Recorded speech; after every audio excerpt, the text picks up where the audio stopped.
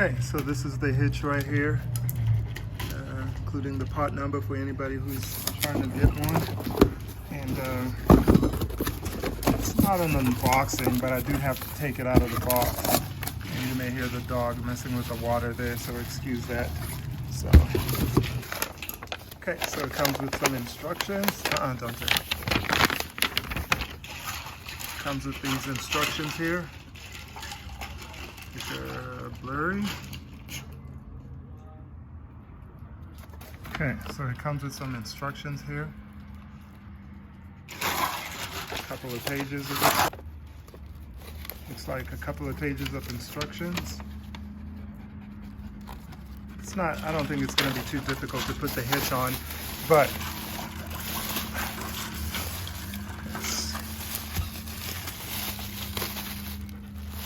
so just the basic hitch.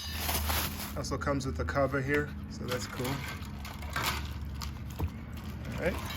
I think the difficult part is going to be the harness. So this also got this with this wiring kit. So this hitch by itself, if you get it from Mopar, is like $193 for that.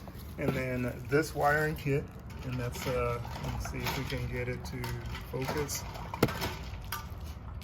Okay, that's the part number right there. So this part here is even more expensive than that. I think this was like $200 and maybe even $96. I'll show you the bill, the invoice when I'm done, but it comes with a few more pieces. There's this wiring harness here, and then it comes with the 4-way and the 7 and 4-way pin adapters.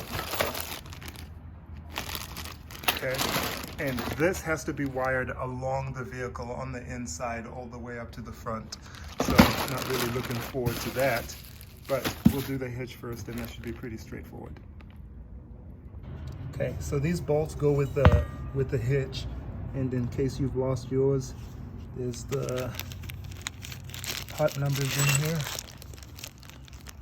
You can pause the video and take a look at that. So the bolt is 06104246 alpha alpha, and then well, 4 is the quantity. Sorry, 4 is the quantity on that. So that's not part of the part number. So the part number itself is 06104246 alpha alpha for the bolt. And then 06104718 alpha alpha for the nut. And there's 2 of those.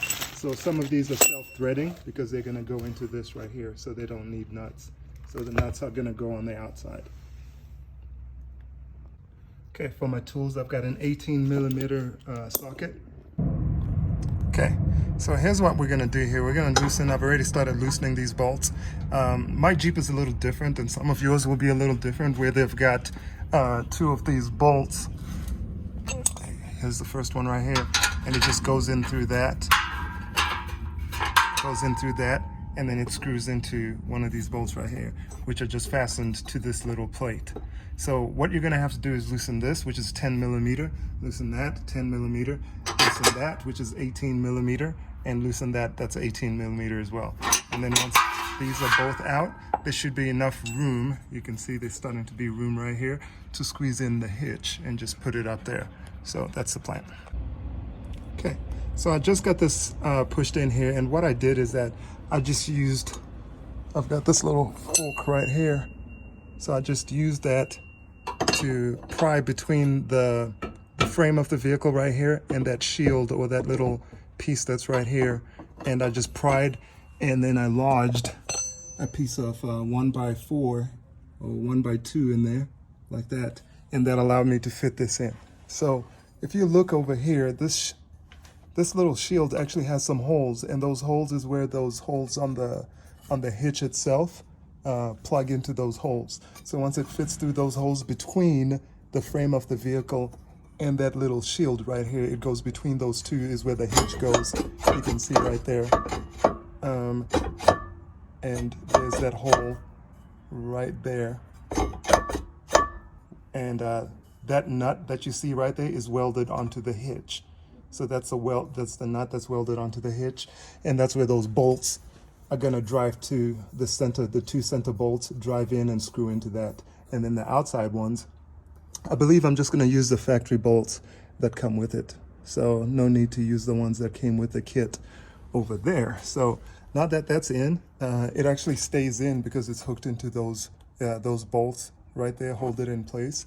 So I should be able to take off that piece of wood, but just to be on the safe side, I'm gonna install the bolt right here, at least on one side, and hold it in place. So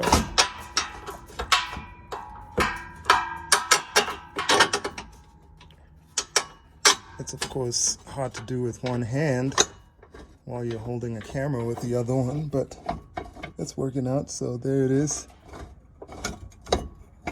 Just trying to align that, and then I'll get that in there and I'll do the other side.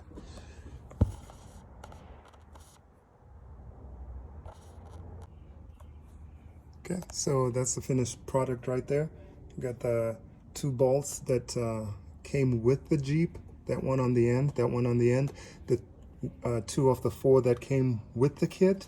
I put those in the middle right there, and that's all set up and done. And I like that these are welded onto the frame and to the hitch itself, or to that little piece, so you don't have to try to hold that while you're turning that. So that just installs on one end with an 18mm wrench right there, and that's completed. And this is how it looks from the back.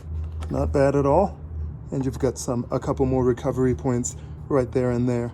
So I like it, and it doesn't really take up any ground clearance. As you can see, the exhaust is actually lower than the hitch itself over here. So that's not bad at all. I like the way it neatly tucks in like that. So that's super cool. So what I'm going to do, I'm going to fasten these 2 last ones right here, and then we'll call this good.